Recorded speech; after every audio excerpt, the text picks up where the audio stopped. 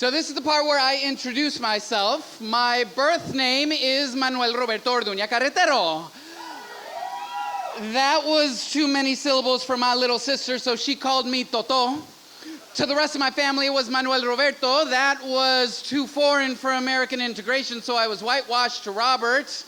That was too basic for a boy who didn't know how to blend in, so I became Chibi. But what's in a name? In looking at my lineage, I found an ancestry of lost civilizations and colonized assimilations, Aztec and Spaniard. It seems I am both conquistador and conquered.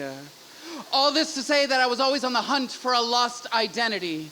Found clues in my curly hair and copper skin baked in the southern sun, the drawl of a language that walks slowly in this heat, the clipping of words when I'm fixing to tell y'all I found out I'm a first-generation Texan.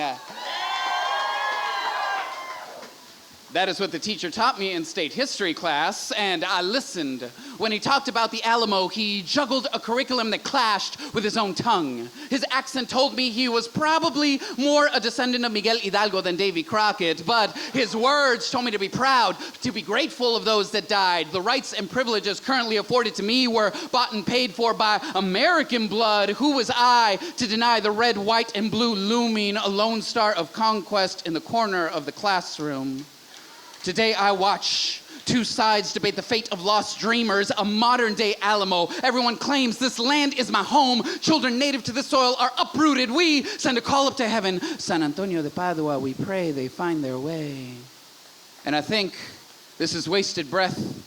These dreamers are not lost, they are displaced. And I find truth in their stories of a childhood of two cultures, of English in the classroom and Spanish at home, of tostadas for lunch and meatloaf for dinner as they try to find a balance between borders. And I think of myself and the many titles that I've held.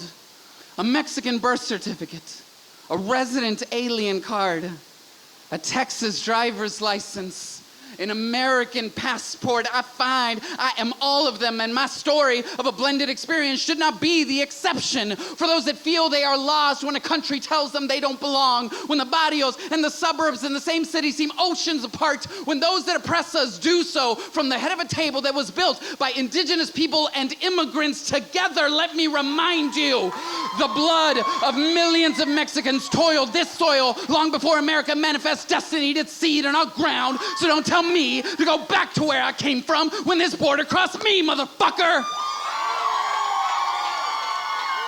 I found my identity. It formed in the laugh lines around my abuelo's smile, the songs my papa sings that reminds me what pride sounds like, the spoonfuls of salsa on my mama's plate of migas. It passes through the mouths, lives on the tongue of every generation of immigrants' identity. It isn't in our name, it is in our voice. If we don't speak it, we don't exist. If we stay silent, we are gone.